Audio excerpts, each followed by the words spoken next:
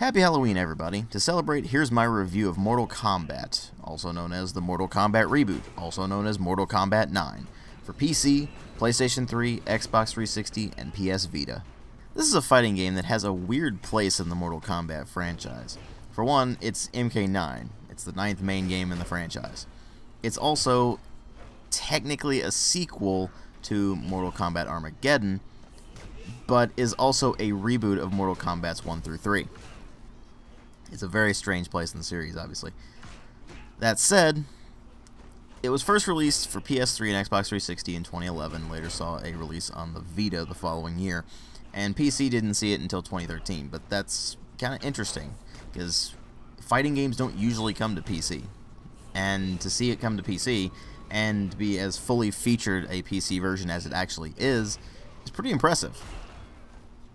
But that's not what you really want to hear about here. What you really want to hear about is what this game does differently. Because let's face it, the game that came before it, which was MK vs. DC Universe, is widely regarded as a disaster. And MK Armageddon wasn't particularly well received either. So, what does this do differently, and did those 3 years of development time and the switch over to Warner Brothers as the publisher really change things? I mean, you saw the studio become NetherRealm Studios as opposed to Midway, so did that change actually help things, or what really happened here? Well, as far as the presentation goes, it is certainly a large step up from the previous 3D Mortal Kombat games. It runs on Unreal Engine 3, and admittedly that engine is looking a bit dated these days, particularly if it's a console port like this one. The textures are really the biggest issue I have with it. A lot of them are fairly low res. They don't look bad, they're just fairly low res for what they are. The rest of the game actually looks rather good. In fact, the environments are wonderful. There's tons of detail packed in there. And the way they've decided to do this is that it's taking place on a 2D plane, but it's 3D visuals. So you're going to see pretty much a rock-solid 60 frames per second throughout your entire gaming experience. And what they managed to squeeze out of the engine with this thing, while still maintaining that incredibly high frame rate, the very smooth and fluid animations, things like that, is pretty impressive. It really does retain the feel of the old school Mortal Kombat games, while putting its own spin on things. It certainly doesn't feel like any of the 3D Mortal Kombat games in terms of its visuals, and they work pretty well for what they are. A lot of the animations in particular are very, very nice. And obviously, because it's a Mortal Kombat game, the gore is incredibly well detailed. In fact, it's the most detailed gore to date, apart from the upcoming MKX. The sound design is something that's a bit more mixed. The voice acting is alright. It fits the game pretty well. A lot of it is actually fairly good. It's just that it's not particularly impressive. Some characters feel a bit flat, and while others really do steal the show, you do have fairly average voice acting across the board. Like I said, it fits pretty well, but it's not particularly impressive. At least it is cheesy, though, in the style of the previous Mortal Kombat games, although it does become a bit melodramatic sometimes. Then there's the sound effects. All of the sound effects are very hard-hitting in this game, and it's very, very nice. When you're beating around the cyborgs, for example, you get these very nice, satisfying metallic clangs as you smash them in the face, and you get these wonderful, just beat 'em up sounds as you just kick the living crap out of your opponents. And the environment sounds fit very, very well.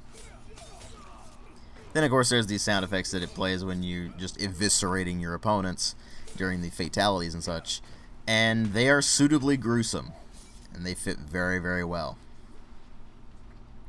Then there's the music. I'm not really a big fan of the music. It does do a lot of stuff from the previous Mortal Kombat games, specifically the ones that it's rebooting.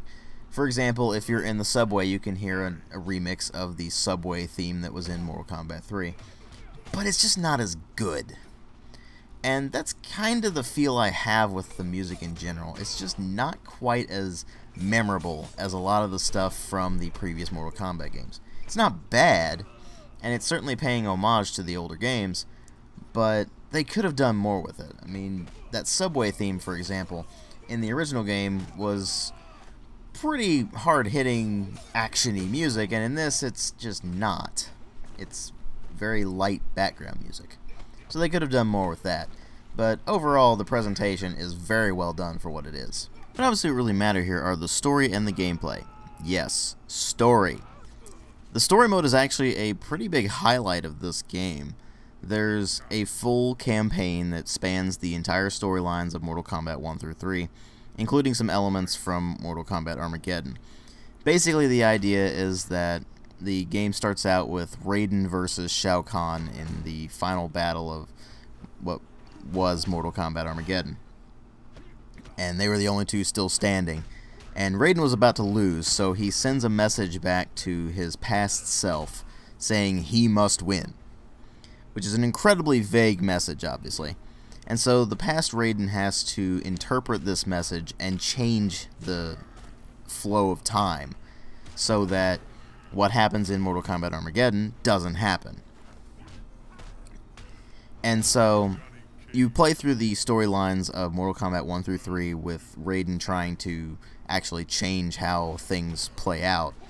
And so it basically reboots the entire timeline, and while it preserves what was in the previous games, it does also try its own new thing, and the story goes into certain directions that I'm not necessarily a fan of, but that's mostly because it means that certain characters I like may or may not appear in later games. So they changed up a few things here and there that could have pretty significant impact on the way that the rest of the series plays out from here on out. That said, the plot itself is fairly decent, actually. Obviously, they're drawing a lot on what the previous games did, so they basically updated all that. They added some context, added in a lot of characterization for a lot of characters, and over the course of the campaign, you play as a lot of different characters. Some of them you wouldn't necessarily think are so-called main characters, but you get to play as them throughout the course of the campaign parts, which is very nice. Adds a lot of variety to the game, and while you don't get fatalities in the story mode, unfortunately, it is a pretty cohesive thing. It trains you up fairly well for the actual arcade ladders and things like that. And admittedly, certain parts of the campaign can get incredibly infuriating. Namely, boss fights. Namely, Shao Kahn. Because Shao Kahn is BS, and always will be BS. Because that's just what Shao Kahn does, and has always been in the Mortal Kombat series. So whenever you have to fight Shao Kahn, good luck. You're gonna need it. Even on the lowest difficulty, he's just completely cheap. But that's beside the point. The campaign itself is actually a pretty solid mode, and it actually adds quite a bit to the game. But what really matters here is the gameplay, because this is a fighting game. The story is very nice to have. It's nice that they actually included something that was as fully featured as that. It's nice that they have implemented it so well, and despite its issues here and there, it is a pretty fun mode to play. But the actual fighting mechanics are what really matter here. What they did was that they went back to the 2D fighting plane as opposed to the 3D plane that they had in the previous 4 main Mortal Kombat games. This may seem like it's a step backwards, and obviously it kind of is, but there was a very good reason for doing that. The 3D fighting mechanics really weren't that good in the previous 4 Mortal Kombat games, and in fact very few games actually pull off the 3D fighting well. So what they did was they went back to that 2D fighting plane but with 3D graphics, and so it has a much tighter feel. It feels a lot more like the old school Mortal Kombat games than it does the newer ones. That said, they did throw their own spice on things with regards to things like combos, which you can chain together fairly well, actually. If you know what you're doing, you know what sequences to go through, you can get some pretty crazy combos going, more than just what the game tells you in the move list. more than just what you would have in, say, the canned combos of Mortal Kombat 3, for example, or Mortal Kombat Deadly Alliance or Deception, or so on and so forth. And so what you have is a very smooth, fluid fighting system that feels a lot better than the previous 4 MK games, as far as their often rather clunky, awkward maneuvering went. So, for one, the fighting is a lot smoother. For another, they added in a super bar.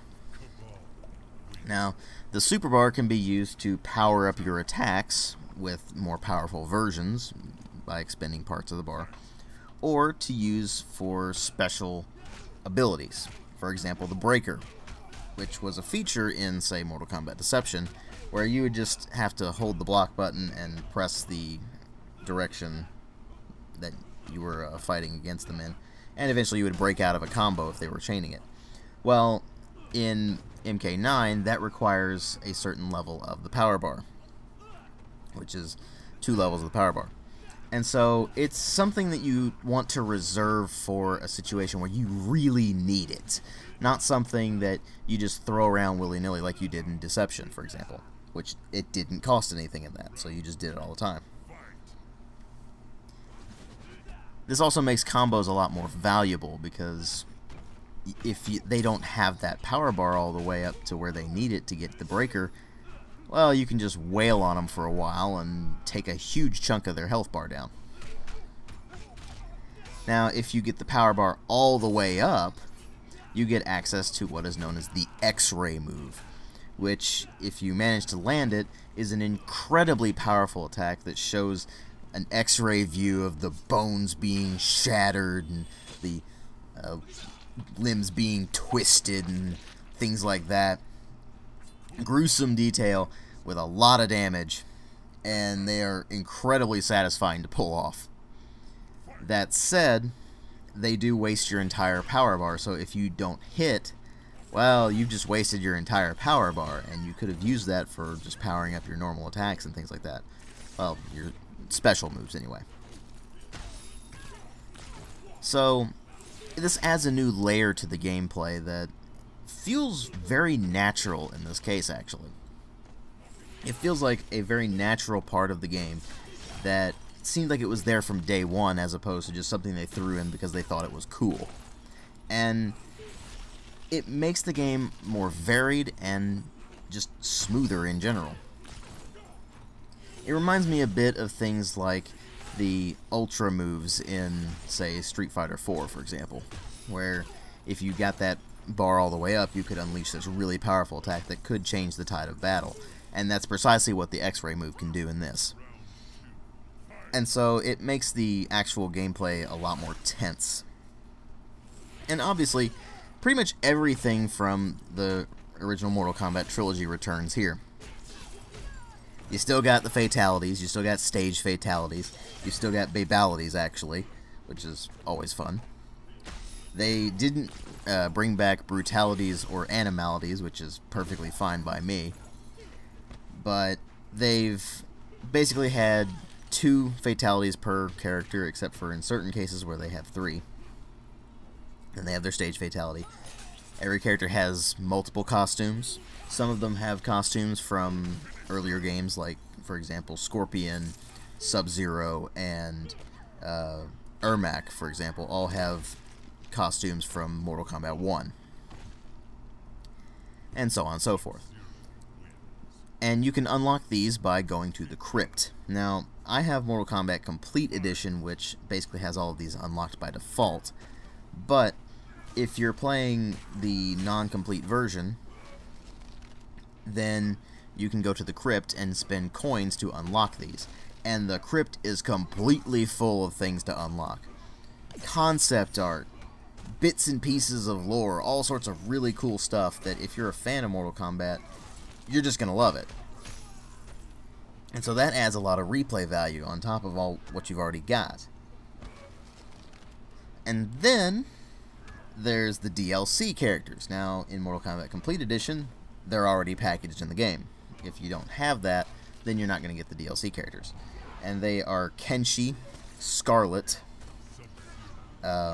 Rain, and Freddy Krueger, of all characters. And if you're on PlayStation 3, and I don't know if it's on Vita or not, but I know on PlayStation 3, you can also get Kratos from God of War. And oddly enough, these DLC characters are very well balanced. They're not ridiculously overpowered. I mean, Mortal Kombat isn't always the best thing for balance, but in this particular case, they've done a very good job of making sure that these DLC characters are not something that will break the game that you'll always use. In fact, a couple of them are actually very hard to use properly. And you'll find that you'll have just as good of a chance with any of the mainstay characters as you will with any of the DLC characters or anything else, really. It's just your personal preference.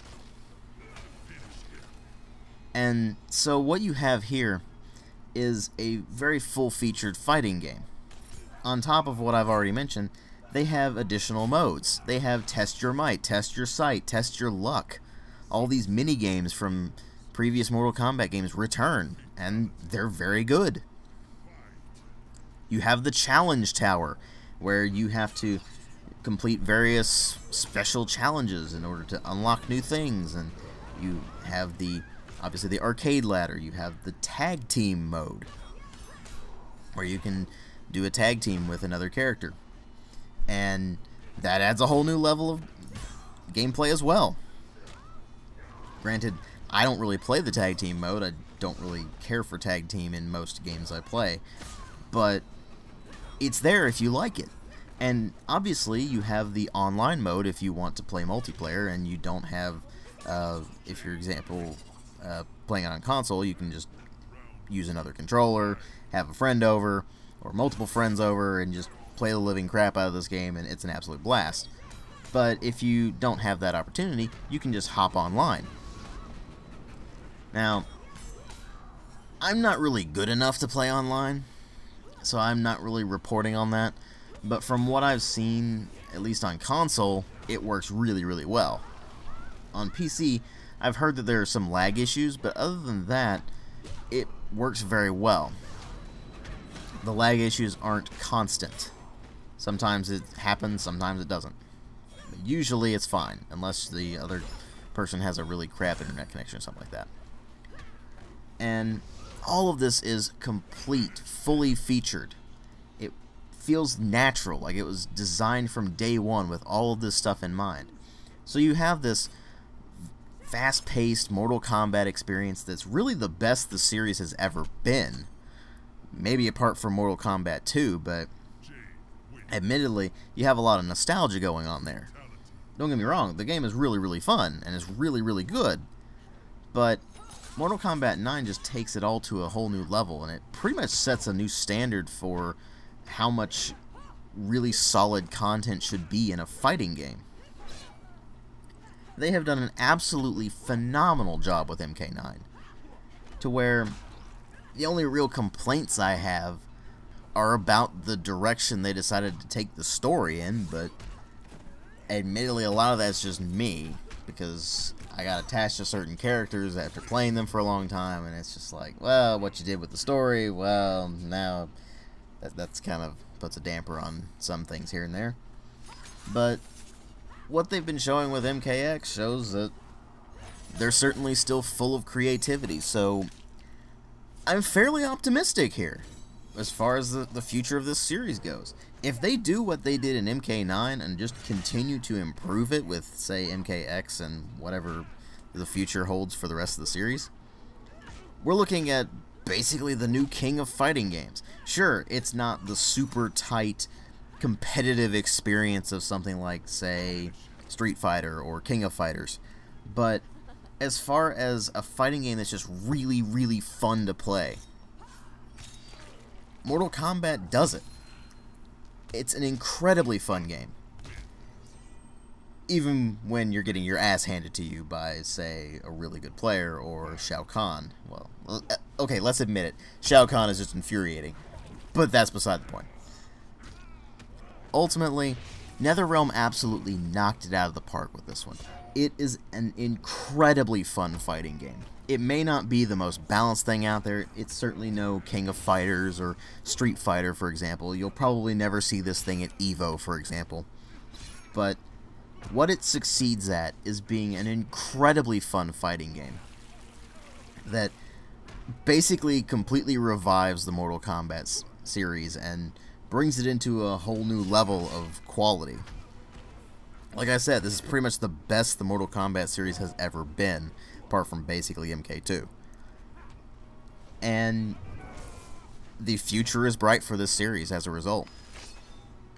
So if you're at all a fan of Mortal Kombat, or you're looking to get into it, because this thing even includes some fully featured tutorials for not only just basic maneuvering and such, but also fatalities, and a full practice mode and everything, so you can get very used to how the game plays. It's accessible, it's fun, it's fast-paced, it runs really well. There are tons of features and tons of content. And ultimately, it's just an incredibly fun game. I give it a 4.5 out of 5. Thanks for watching.